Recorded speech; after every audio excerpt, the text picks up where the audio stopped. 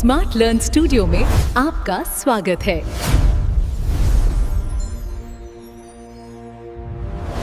नमस्कार। आज के इस विश्लेषण में हम गायकी की दुनिया के एक बहुत ही आम लेकिन बड़े मिथक की बात करने वाले हैं। वो ये कि क्या वाकई ज्यादा रियाज करना हमेशा फायदेमंद होता है। चलिए इस सवाल की तह तक चलते हैं।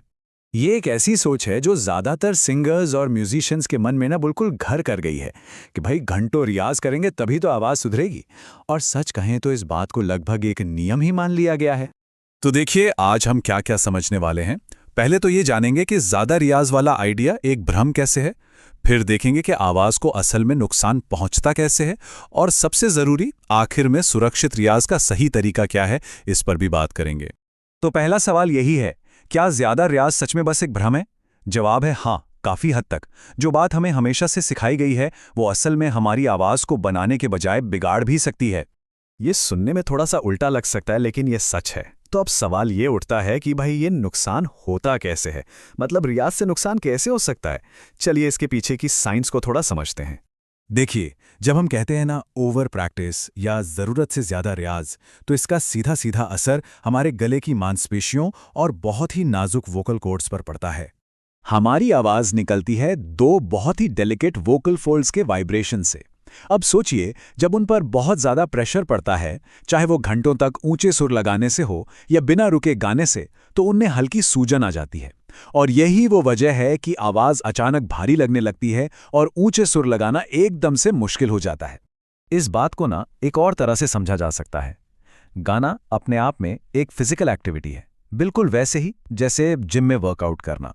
सोचिए, जिम में ज़रूरत से ज़्यादा वजन उठाने से क्या होता है?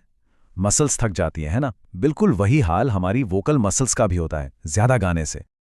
और जब ये मसल्स थकती हैं तो इसके लक्षण साफ साफ दिखाई देते हैं। सुर अपनी सही जगह पर लगने में देर करते हैं, आवाज़ में एक तरह की कपकपाहट आ जाती है, और सांस पर जो कंट्रोल होता है वो भी कमज़ोर पड़ने लगता है। और यहीं पे एक बहुत मज़ेदार बात सामने आती है। जब ओवर प्रैक्टिस के बाद ऊंचे सुर नहीं लगते तो ज़्यादातर लोग घबरा जाते हैं। उन्हें लगता है अरे मेरा तो हुनर ही चला गया। पर असल में ये हुनर का जाना नहीं है, ये तो बस शरीर का एक सिग्नल है, एक इशारा है कि भाई अब बस मुझे आराम चाहिए, रिकवरी चाहिए। तो चलिए अब आगे बढ़ते हैं और देखते हैं कि ये जो छोटी छोटी थकान की आदतें हैं ये लंबे समय में जाकर कैसे एक बड़ा नुकसान बन सकती हैं। असल में होता ये है कि एक बहुत खतरनाक साइकिल शुरू हो जाता है। जब थकी हुई आवाज़ से ही गाना जारी रखा जाता है तो हमारा दिमाग उस गलत टेक्निक को, उस तनाव को ही सही मानकर अपनी मेमोरी में बिठा लेता है, और फिर बिना स्ट्रेन के, बिना तनाव के गाना लगभग नामुमकिन सा हो जाता है।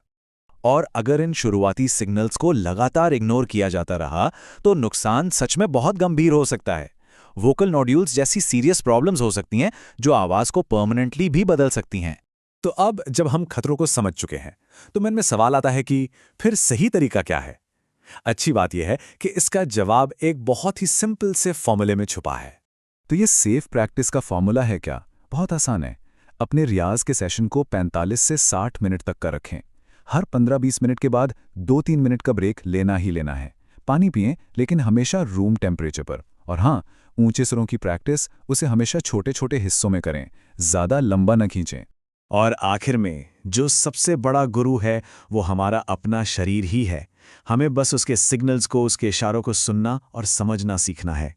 इस एक लाइन को, इस गोल्डन रूल को हमेशा याद रखना चाहिए।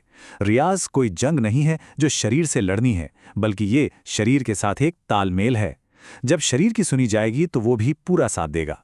तो वो कौन से रेड अलर्ट साइन हैं जिन्हें कभी भी नज़रअंदाज नहीं करना चाहिए? अगर गले में ज़रा भी दर्द है, अगर नॉर्मल बात करने में भी खराश महसूस हो रही है, या फिर सुबह उठने पर आवाज़ भारी या बैठी हुई लग रही है, तो ये साफ सिग्नल है कि आवाज़ को रेस्ट की, आराम की सख्त ज़रूरत है। तो अब जब सुरक्षित प्रैक्टिस की नींव समझ आ गई है तो अगला कदम क्या होना चाहिए? क्या एक प्रैक्टिकल टाइम टेबल बनाने पर बात की जाए, या फिर आवाज़ की रिकवरी के लिए कोई खास रूटीन कैसा रहेगा?